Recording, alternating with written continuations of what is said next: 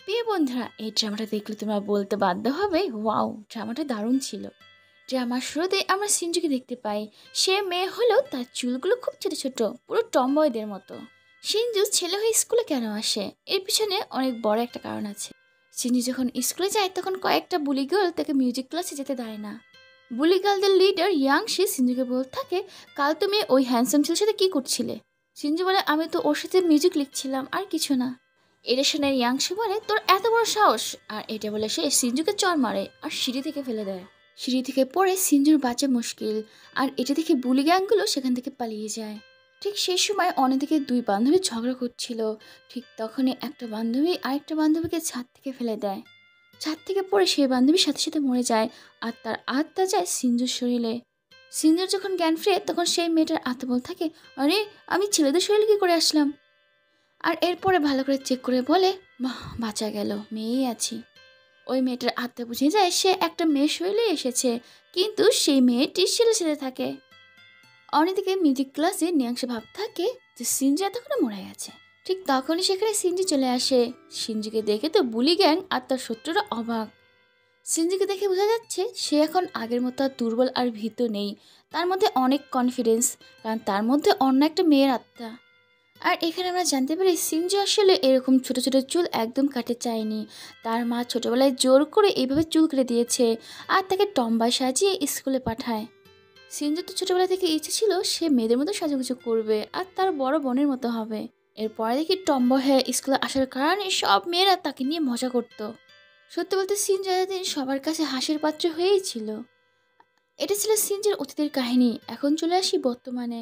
সিঞ্জুর লাইফের এই সব কিছু ওই মেয়েটার আত্মা জেনে যায়। ওই মেয়েটার আত্মা বুঝে যায় সিঞ্জু আসলে কতটা ভীতু আর সবাই তাকে নিয়ে কতটা মজা করে। কিন্তু এখন সিঞ্জুর মধ্যে অন্য কারো আত্মা। তার কনফিডেন্স অনেক বেড়ে গেছে। সিঞ্জুর এত কনফিডেন্স দেখে বাকিরা তো অবাক হয়ে যায় যে এর আবার কি হলো। ঠিক তখনই শিক্ষিকা এসে জানায় এক মিউজিক কোম্পানি স্কুলের ট্রেনিংয়ের আয়োজন করবে। সেখানে কে কে পার্টিসিপেট করতে চায়? এটা শুনে সিঞ্জু তার হাত তোলে। সিঞ্জুর হাত তোলা দেখে ক্লাসের সবাই হেসে ফেলে, এমনকি যাকে সে বেস্ট ফ্রেন্ড মানত সেও তাকে নিয়ে হাসে। প্রথমে শিক্ষিকা সিঞ্জুর কথা রাজি হয় না, কারণ তার উপর তার একদম বিশ্বাস নেই। কিন্তু এরপরে যখন সিঞ্জুর গান শোনে তখন সে রাজি হয়। এই একটা সুযোগ পেয়েছে, এই সুযোগে সে তার ইচ্ছে পূরণ করতে পারবে। তাই সে মনোযোগ দিয়ে গান লিখতে শুরু করে। ঠিক তখনই ক্লাসের একটা ছেলে আসে আর সিঞ্জুকে বলে, তোমাকে শিক্ষক ডাকছে। সেখান থেকে যখন সিঞ্জু চলে যায় তখন ওই ছেলেটা সিঞ্জুর লেখা সেই গানটা নিয়ে নেয়। আর মনে মনে ভাব থাকে, তুই কি ভেবেছিস সিঞ্জু, তুই আমাকে টেক্কা দিবি? সেটা কখনোই হবে না। এরপরে দেখি ট্যালেন্ট শো শুরু হয়ে গেছে। আর এই শোয়ের একজন জাজ ছিল সুপার আইডল লুইয়ান। লুইয়ান ছিল ভীষণ হ্যান্ডসাম, আর তার জন্য তো সব মেয়েরা পাগল ছিল। কিন্তু লুইয়ান মিউজিকের পাগল। এরপরে দেখি কম্পিটিশন শুরু হয়ে যায়। আর সেখানে প্রথমে গান করে সেই ছেলেটা, যে ছেলেটা সিঞ্জুর গানটা চুরি করেছিল। আর এখানে এই ছেলেটা সিঞ্জুর লেখা সেই গানটাই গায়। এরপরে সিঞ্জুর পালা। সিঞ্জু এখন কি গাইবে? সে তো অবাক হয়ে যায়। সে ভাবে, এই ছোট্ট আমার গান চুরি করেছে, এখন আমি কি করব? এরপরে সিঞ্জু স্টেজে আসে। আর সে সবাইকে বলে, সরি জাজ, আমার কাছে কোনো গান নেই, আমি রেডি না এখনো। এটা শুনে দর্শক আর বাকি জাজগুলো তাকে নিয়ে মজা করতে থাকে। তখন সিঞ্জু বলে, প্লিজ জাজ, আমাকে মাত্র 5 মিনিট সময় দিন, আমি এই 5 মিনিটের গান লিখে গিয়ে দেবো। অন্য জাজগুলো তো খুব রেগে যায় আর বলে, এটা কোনো কথা হলো? কিন্তু আমাদের হ্যান্ডসাম লুইয়ান বলে, ঠিক আছে, তোমার হাতে 5 মিনিট সময় আছে, যদি গান না লিখতে পারো তাহলে এখান থেকে চলে যাবে। সিঞ্জুর কাছে এই বড় একটা সুযোগ। সে তাড়াতাড়ি করে সেই স্টেজে বসে গান লিখতে শুরু করে। আর 5 মিনিটের মধ্যে সে গান লেখা শেষ করে। এরপরে সিঞ্জু তার লেখা গান গাইতে শুরু করে। আর তার গান শুনে তো সবাই অবাক, যে এত সুন্দর গান।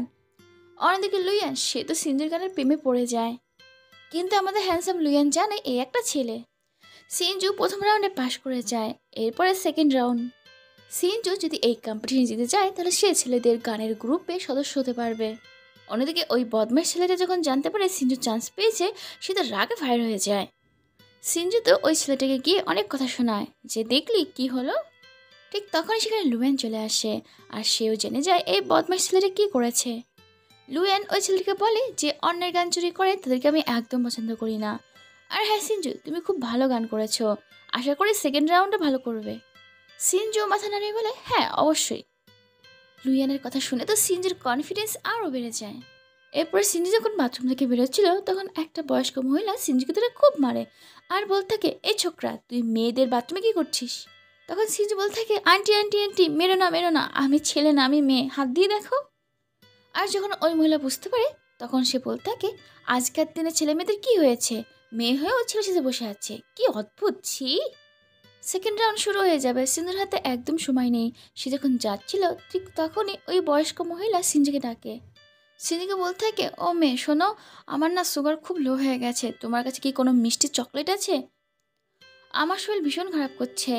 এই কথা শুনে সিনজি তখনই দোকান থেকে চকলেট নিয়ে আসে। ওই মিষ্টি চকলেট খাওয়ার পর ওই আন্টিটার শরীর ঠিক হয়। কম্পিটিশন যে হলরুমে হচ্ছে আন্টি সেখানেই যাচ্ছে। এখানে সে সিনজুকে তার সাথে গাড়িতে করে সেখানটায় নিয়ে যায়, কিন্তু সিনজুর আসতে লেট হয়ে গেছে তাই তাকে ভিতরে ঢুকতে দেয় না। ঠিক তখনই ওই হলের মালিক চলে আসে, আর ওই হলের মালিক ছিল আমাদের হ্যান্ডসাম লুইয়েন। লুইয়েন ওই আন্টিকে দেখে বলে, মা তুমি এখানে কি করছো? আর এটা শুনে তো সিনজু অবাক হয়ে যায়। সে বলে, এ তোমার মা? তখন লুয়েনের মা লুয়েনকে সব কিছু বলে যে আসলে আমার জন্যই ও লেট হয়ে গেছে।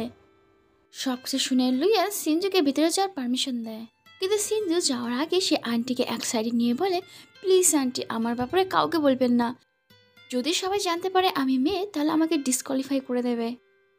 আন্টিটা খুব ভালো ছিল, সেও রাজি হয়ে যায়। অন্যদিকে ওই বদমাস ছেলেটা সিনজুকে হারানোর জন্য অন্য একটা প্ল্যান করে। সে একটা ক্যান্ডি সিনজুকে দেয় আর বলে, এটা খাও, তোমার গান চুরি করেছি তাই দিলাম। কিন্তু সিনজু ওর বদমাশি খুব ভালো করে বুঝে যায়, তাই সে ক্যান্ডিটা খায় না। দ্বিতীয় রাউন্ডে সিনজু এতটাই ভালো গান করে যে সে প্রতিযোগিতায় জিতে যায়, আর এই কারণে সিনজু বয়েজ সিঙ্গিং গ্রুপের একজন সদস্য হয়ে যায়। সিনজুর স্বপ্ন আস্তে আস্তে সত্যি হচ্ছে। এদিকে লুইয়ানও সিনজুর গানের পুরো প্রেমে পড়ে যায়। লুইয়ান তো জানেও না এটা একটা মেয়ে, তাই এই অবস্থা। যখন জানতে পারবে এটা মেয়ে তখন তো আমার মনে হচ্ছে সে সিনজুর প্রেমে পুরো হাবুডুবু খাবে। এখন দেখার বিষয় সত্যি কি তারা প্রেমে হাবুডুবু খায় নাকি। প্রিয় বন্ধুরা, এটা ছিল ড্রামার প্রথম পার্ট। পরের পার্টটা খুব তাড়াতাড়ি আসছে।